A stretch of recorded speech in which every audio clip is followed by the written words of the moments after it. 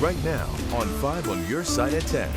Just hours ago, Vice President Harris visits the site of the latest mass shooting in a Chicago suburb. Her message to Congress. Tonight's top story, dangerous heat.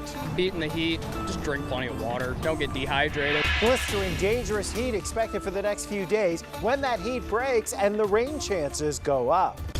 Tonight, the St. Louis region remains under an excessive heat warning. We'll be under it for the next 48 hours. Good evening. Thank you for being with us. I'm Ann Allred. And I'm Mike Bush. Temperatures hit 100 degrees today, and Chief Meteorologist Scott Connell says we'll be pushing 100 again tomorrow, right, Scott? And it's not just the actual temperature. Combining that with the humidity, today we saw heat index values topping 110 degrees to 115 degrees in some spots. This evening, it is not cooling off much around the St. Louis area. Here we are coming up on 10 o'clock. Your temperatures are still around 90 degrees in Forest Park. 87 in Wildwood, still 85 in Pacific. Temperatures cool off a little bit further to our north and west. That's because we have thunderstorms rolling across Iowa. Notice, though, they tend to weaken a bit as they push towards the Missouri border. We're going to see the northern fringes of this try to flirt with our northern counties, but the odds of us seeing rain over the next 24 hours looking pretty slim. The odds we stay humid and hot again tomorrow with a little extra cloud cover into the mix, much higher. Look at those heat index values. Once again, topping out between 105 and 110 degrees. Heat and humidity will remain high into Thursday. While that isolated storm chance is there, it looks like we have to wait until the end of the week for widespread rain. So stay hydrated, lots of water, and try to do your exercise and your work as early in the day as possible, Mike. And right now, Scott, thousands of fans are packed inside Busch Stadium. The heat couldn't keep them away from seeing their favorite rock and roll legends from the 80s perform. 5 on your side's Pepper Baker joins us live outside of Busch with how they managed to keep cool tonight. Pepper. And Mike, yeah, these fans could hardly keep their cool seeing their favorite rock icons perform tonight, let alone trying to stay cool with this heat. Now, the Motley Crue's The Stadium Tour featured 3 legendary rock bands that had fans braving the heat for hours. Now, luckily, St. Louis Fire Department only reported 1 heat-related illness over at Ballpark Village. They did have a cooling station set up at Busch Stadium from 4 p.m. to 7 p.m. specifically to help people at this concert. Thousands of fans came to see Motley Crue, Joan Jett, Poison, and Def Leppard. Temperatures hit 100 degrees when people were waiting in line to get in, but that wasn't a problem for Angie Savage, who was well prepared for the blazing sun. We brought a bottle of water. You're allowed to bring 1 bottle of water in, and then we'll drink a lot of water inside. And then I put my hat on to keep the sun out of my face. But other than that, you just wear shorts, wear sandals, try to stay out of the sun, but once we get in there, we'll be in the sun. But you just deal with it. That's part of the whole experience. Now, the concert started around 4:30, kicking it off with Joan Jett, and as you can see, it is still going on. I'm sure you could probably hear it through the microphone. Now, the reports from their Charlotte show said that this concert lasted almost 7 hours. Now, Busch Stadium employees had large fans, water coolers, and medical crew on staff to help people through this heat. Live in downtown, Pepper Baker, 5 on your side. We're helping you keep your cool during this excessive heat wave. For the latest forecast, signs of heat stroke, and the best ways to cool your home, text the word HEAT to 314-425-5355. Tonight, St. Charles County Prosecutor Tim Lomar is claiming his innocence following his arrest at the Lake of the Ozarks over the holiday weekend. Lomar was booked into the Miller County Jail early Friday on suspicion of driving while intoxicated. So far, the prosecutor has not filed charges. Lomar released this statement tonight saying, quote, "It's unfortunate that I have to make an announcement of my involvement in a situation in Miller County last week. I maintain that I am innocent of any wrongdoing, and I will respect the legal process as it unfolds." A 7th victim has died from yesterday's deadly attack on a 4th of July parade in Highland Park, Illinois. The victims range in age from 35 to 88. Investigators now say the alleged gunman fired more than 70 rounds into the crowd. He used a high-powered rifle he purchased legally. Just a few hours ago, Vice President Kamala Harris visited Highland Park. This as a crowd gathered near the crime scene and cheered as prosecutors read the charges. Our political editor Mark Maxwell reports from the Chicago suburb where leaders are calling for healing and for answers. Much of the attention in the aftermath of the massacre in Highland Park has focused on the man who pulled the trigger, now facing 7 first-degree murder charges. And after those charges were announced, the mayor of Highland Park here called for the public to shift its attention from the shooter towards solutions. The Lake County State's Attorney's Office has charged Robert Cremo III with 7 counts of first-degree murder. As prosecutors laid out their case and predicted more charges to come. There will be more charges. The Lake County State's Attorney, What should have been a celebration of freedom has ended in despair for our community. pledged to deliver justice in the courtroom. These 7 counts of first-degree murder will lead to a mandatory life sentence should he be convicted, without the possibility of parole. But called on politicians to deliver solutions from the State House. We should also ban assault weapons in Illinois and beyond. And after a long, grueling day of grieving and mourning, a large crowd gathered to hear Vice President Kamala Harris promise progress at the federal level. We got to be smarter as a country in terms of who has access to what, and in particular assault weapons. One of the common refrains from many people we spoke to today was in the immediate aftermath of shootings like these, people entrench themselves in their corners, politically or otherwise. But with so much pain in this community, they're asking to set aside differences, find solutions where we can, and most of all, just to love each other. Reporting in Highland Park, Mark Maxwell, 5 on your side. A toddler found wandering in the aftermath of the shooting is now an orphan. Tonight, the family confirms his parents were both killed. Arena and Kevin McCarthy's 2-year-old son, Aiden, will now be cared for by their families. A GoFundMe campaign has been set up for the child and his caregivers. The Highland Park shooting has police and parade organizers here in St. Louis rethinking security, especially when it comes to roof lines. Downtown St. Louis hosted 2 major parades in the last week. As we go forward, those are things that now we have to think about when planning parades and festivals. And it's sad. And it's sad that you just can't come and have fun.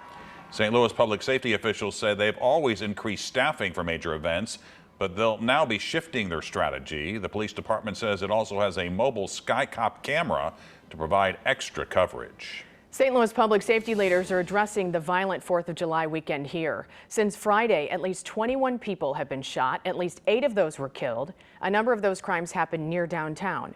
A former CBC football standout, Damian Baker, was killed in a double shooting just south of Busch Stadium. Today, city leaders say they will evaluate their strategy to combat crime. We felt that the plan this weekend was a good plan, but certainly it didn't materialize in what we expected. So, unfortunately, you do have bad weekends.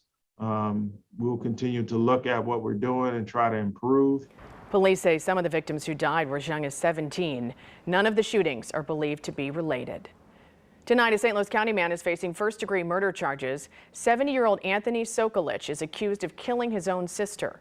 Officers responded to a home on Alpine Ridge Drive near Valley Park Saturday and found 63-year-old Catherine Sokolich with severe head wounds.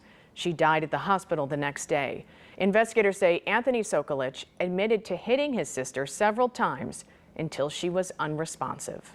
A major traffic detour tonight for drivers in Maplewood and Brentwood. Eastbound lanes of Manchester Road between Hanley and Laclede Station Road are closed. The closure began this morning and will last for the next 2 months while MSD crews update the sewer system. Drivers can use Hanley, West Bruno, and Laclede Station roads as detours. The pandemic continues to challenge and change our normal ways of life. Pumpernickels Delicatessen in Creve Coeur is no stranger to this reality. These owners have decided to close up shop. New tonight, our Elise Schoenig found out the closure is more than just the loss of another restaurant. I see these, I have customers that come here once a day, twice a day, and I know everything about them, and we're gonna miss them. After 2 long years in the pandemic, Pumpernickels Deli in Creve Coeur posted this sign Monday saying it has permanently closed its doors. Our biggest problem is nobody's in those office buildings. So during the week, all my people that are eating here, which I love, but they're all retired. Owner Harlan Levin says what we all know, the pandemic changed everything. You're working 7 days a week here when you're in the restaurant business, and every restaurant owner knows that. But this restaurant was more than just a business to Harlan Levin. It was a way of life he shared with his son. We've had our days of not talking. And, Brian Levin seconds his father. Even the obstacles of running a family business were no match for the pandemic. Brian says a world of delivery orders and Zooms from home left him with empty tables, fewer orders, and no longer being able to work with his family every day. I only wish I could keep doing it with him for as long as possible. Among many of the well-known items here people will miss, Levin says their famously known UFO cupcakes are definitely at the top of that list. He did say that somewhere down the road they've looked into ways to continue to privately sell these cupcakes. Our model was for people to come here, have a meal, sit, and we call it kibbutz in the Jewish language, all day. And that's what we did. As with every family, a story starts and ends somewhere. For the Levins, that somewhere is Pumpernickels. My son met his wife here, and because of this place, I have a 2.5-year-old grandson, so I don't look back and have any regrets. Reporting in Creve Coeur, Elise Schoenig, 5 on your side. So what's next for this father and son? They are auctioning items from their restaurant and they're going through the rest of the standard cleanup procedures. Before they start anything else, they say they plan to take their first month off in a very long time. The cost of corruption. I've never seen anything quite like this. 3 St. Louis City aldermen taken down by federal indictments. The I-Team uncovers how much it will cost taxpayers to find their replacements. Fireworks causing chaos. An American city turned into a war zone. Plus, the damage fireworks can cause even hours after they're set off. The dangerous heat and humidity continues across the bi-state region. Why these numbers aren't breaking records and when it ends. Federal indictments have left at least 3 empty seats that need to be filled on the St. Louis Board of Aldermen. That means special elections and an unexpected price tag for the city. The I-Team's Christine Byers found out who's footing the bill and how much it'll cost. I've never seen anything quite like this. For 20 years, Gary Stoff has been the Republican director of the St. Louis Board of Elections. And this year has been a busy one for the staff there. In all, they've had to plan 5 special elections, 3 to fill vacancies left after federal indictments took down these members of the Board of Aldermen. We run elections. That's our job. That's our business. We love doing it. I don't know that we like doing so many on the heels of each other, particularly under the circumstances of some of them. And has anything like this, with this many elections having to take place, ever happened before that you know of? I've never seen a situation where you've had this many special elections back to back. And they're not cheap. Stoff says citywide elections, like the one to replace Board of Aldermen President Lewis Reed, cost anywhere between $350,000 to $400,000. The city already spent $350,000 on a citywide election in April on Proposition R. Of the 4 aldermen who have resigned this year, based on the timing of their resignations, only 3 will require special elections. Each special election costs between $25,000 to $30,000. Added up, it totals almost $800,000. About half of that is due to the indictments. There are instances where something occurs that was not budgeted, whether it's election related or something else, where the city has discretionary money available. That's part of their overall budget process and financial responsibility. For the I-Team, Christine Byers, 5 on your side. That money spent goes to pay for poll workers and other ballot costs. To see a breakdown of costs and dates for special elections, look for this story at KSDK.com. We are exactly 4 weeks away from the Missouri primary, and if you haven't registered to vote, time is running out. The deadline for the August 2nd primary is tomorrow. You can register in person at your county board of elections. You can also register with a tablet or mobile device on the Missouri Secretary of State's website. Tonight, gas prices are falling, but the news isn't all good. Analysts say this could be a sign financial markets are anticipating a recession. Crude oil has fallen below $100 a barrel. That may be a bad sign for the economy, but lower gas prices could take a bite out of inflation. Gas prices have dropped about 10 cents in the last week. In St. Louis, prices have dropped to $4.68 a gallon. Over in the Metro East, prices are once again below $5, averaging a still high $4.92 per gallon. Panic led to a stampede at a 4th of July fireworks show in Orlando. Hundreds of people ran for cover when there were reports of a shooting. This happened just hours after the parade shooting in Highland Park, Illinois. Tonight, police are saying there are no signs of a shooting. They believe the panic started when a group began running, causing others to do the same. New video tonight of 4th of July chaos in the streets of Minneapolis. People started shooting fireworks at each other, buildings, and cars. Others are seen running for cover. Witnesses say this went on for hours. Despite how dangerous it looks, there were no reports of injuries. The 4th of July has come and gone, but you're still probably hearing the sound of fireworks in your neighborhood tonight. Our roof camera captured several illegal fireworks being set off last night, and St. Louis police received 304 calls for fireworks over a 55-hour span between Saturday night and early this morning. That is 20 fewer from last year and nearly a third of the calls made in 2020 when many fireworks displays were canceled. A warning, though, tonight for people still planning to shoot off fireworks. Wentzville firefighters responded to 4 house fires last night. 2 homes sustained a lot of damage. Fortunately, no one was hurt. Firefighters warned fireworks pose a danger even after they're set off. The big thing with fireworks, not all of them always go off, and they're just sitting in there smoldering, and next thing you know, your house is on fire. If you plan to set off fireworks, it's suggested you keep a hose and buckets of water around. Also wet down a wide perimeter to help contain a possible fire. When you're done, soak all debris in water and keep it away from your home in case anything reignites. Let's check in back with Scott. I got a paper fan in my purse as of last night. I'm just going to take it with me everywhere. Good idea. As we all navigate the next week, which is very unusually high temperatures, even for us in July. I don't know how good that paper fan's really going to work for you. It's something. Yeah, it moves the air around a little bit, Little but bit. just having to move your hand, you know.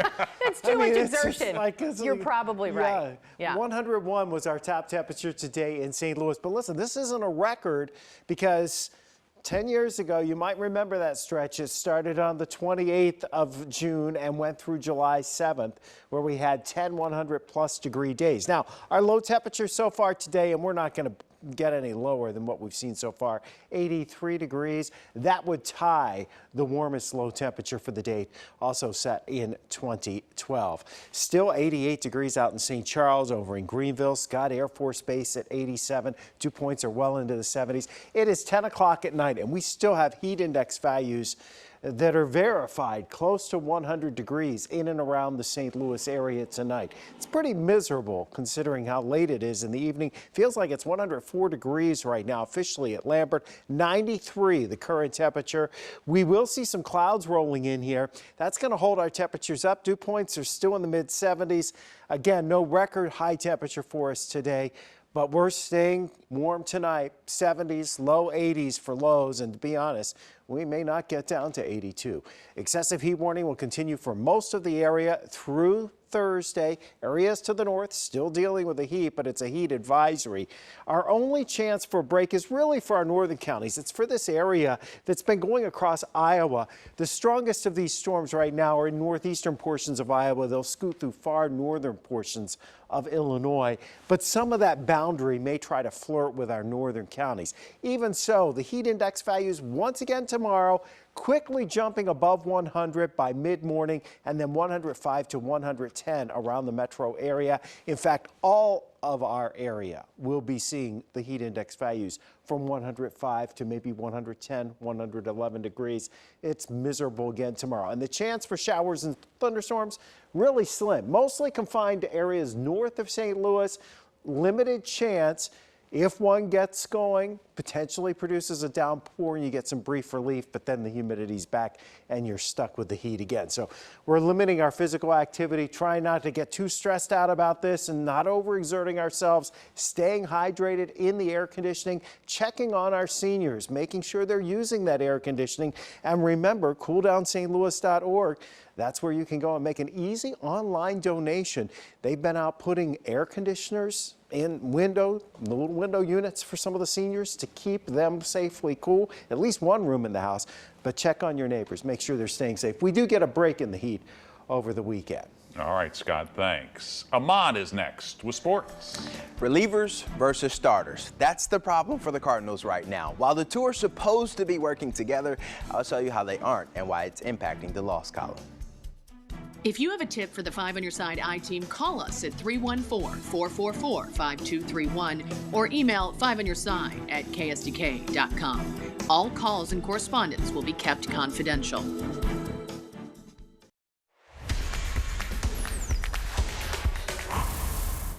The Cardinals have been pretty bad recently, and that's putting it mildly. If you look hard enough, it won't be hard to spot the problem. The starters on this current road trip before tonight's game logged 17 2/3 innings. The bullpen, 14 1/3 innings. In case you're wondering, that's not good.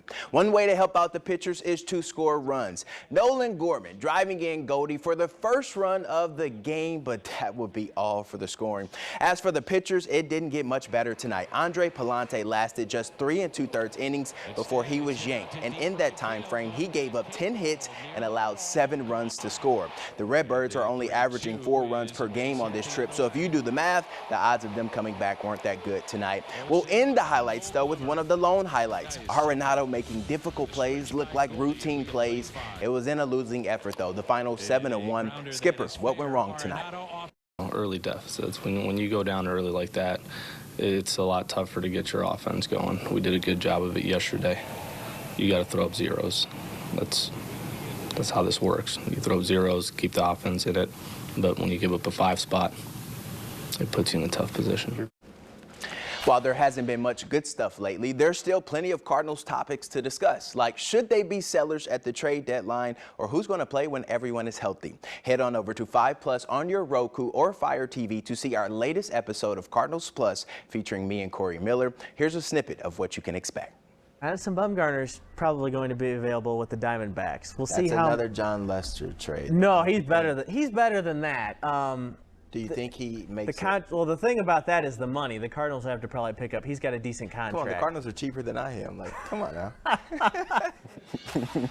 Switching gears, the Blues dropped their preseason schedule this morning, and it includes a matchup against the Coyotes in Wichita September 24th. They come to St. Louis September 29th to play the Blue Jackets and end their preseason against the Blackhawks at home on October 8th. Hockey, it'll be here before you know it. Now, ever since I attended Kirkwood High School and went off to play college sports, I've bragged nonstop on how we have some of the best athletes this country has to offer. Now, I know I'm a little biased, but look at this map behind me.